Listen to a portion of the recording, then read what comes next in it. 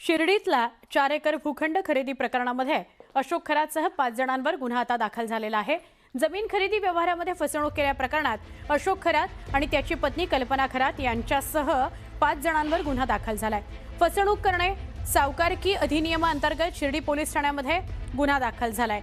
2 जणांना अटक करण्यात आलेली आहे। या संदर्भात अधिक माहिती आपल्याला देत आहेत आमचे प्रतिनिधी हरीश दिमोटे।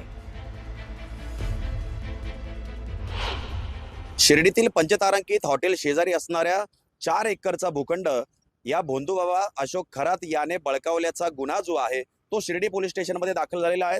भोंदूबाबा अशोक खरात आणि त्याची पत्नी यांच्यासह 5 जणांवरती हा जो गुन्हा आहे हा दाखल करण्यात आलेला आहे। आपण जर बघितलं तर काही दिवसापूर्वीच न्यूज 18 मराठीनं ही बातमी दाखवलेली होती की या जमिनीमध्ये काही गैरव्यवहार झालाय का, तर ते समोर येताना दिसतंय। रावसाहेब गोंदकर यांच्या मालकीची जी 4 एकर जागा या ठिकाणी आहे, या गोंदकरला हा जो भोंदूबाबा आहे याने व्याजाने काही रुपये दिलेले होते।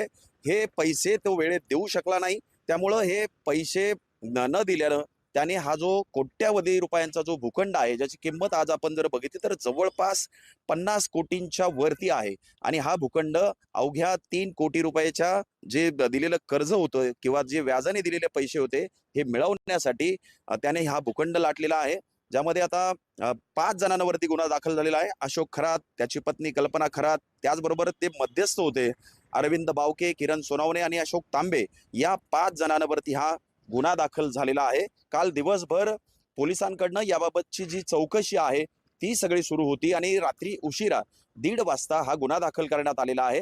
त्यामुळे आता या बाबावरती लैंगिक शोषण, त्यानंतर लोकांची आर्थिक लुबाडणूक आणि आता व्याजाने पैसे देऊन जमीन बळकावल्याचा गुन्हा देखील शिर्डीमध्ये आता दाखल होताना झालेला दिसतोय।